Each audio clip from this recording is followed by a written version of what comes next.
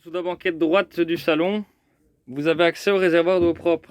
Donc élément très important puisqu'il est important de le vidanger un maximum quand le véhicule ne bouge pas. Autant en été pour ne pas que l'eau qui reste à l'intérieur stagne quand le véhicule n'est pas utilisé. Et surtout en hiver pour ne pas que ce qui se trouve à l'intérieur vienne à geler si le véhicule n'est pas utilisé. Donc pour vidanger l'intégralité du réservoir d'eau propre, c'est très simple. Il y a un petit volant ici noir en caoutchouc. Vous le dévissez donc dans le sens anti-horlogique. Ça soulève un clapet au fond qui va directement évacuer l'eau à l'extérieur du camping-car, donc directement sur le sol. Le petit volant est représenté ici.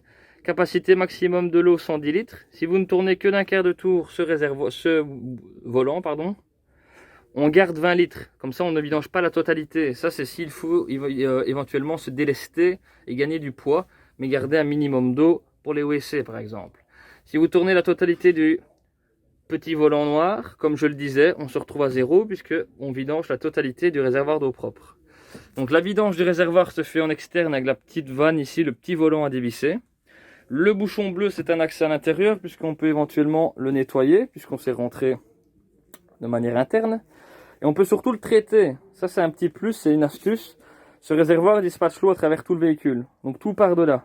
Si ce réservoir est sain, vous êtes sûr que l'intégralité du camping-car l'est.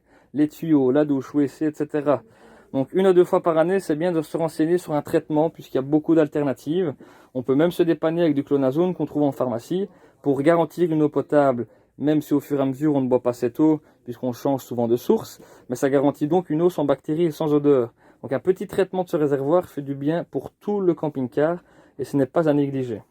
Donc vidange importante quand le véhicule n'est pas utilisé en dévissant le petit volant. Accès avec le bouchon bleu pour le rincer, le nettoyer et éventuellement le traiter. Si on ne tourne que d'un quart de tour le petit volant, on ne vidange pas la totalité puisque le clapet à l'intérieur ne s'ouvrira pas à fond. Par contre, si vous dévissez totalement, le clapet se lève totalement et là toute l'eau peut s'échapper directement à l'extérieur du camping-car.